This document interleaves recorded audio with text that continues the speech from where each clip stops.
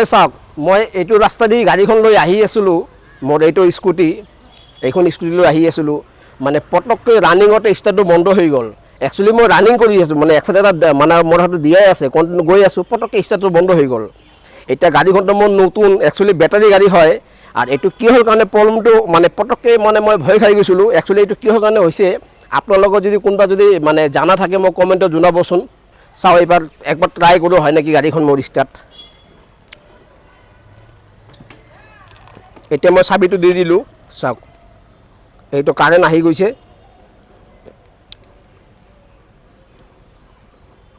অকণমান টাইম লাগে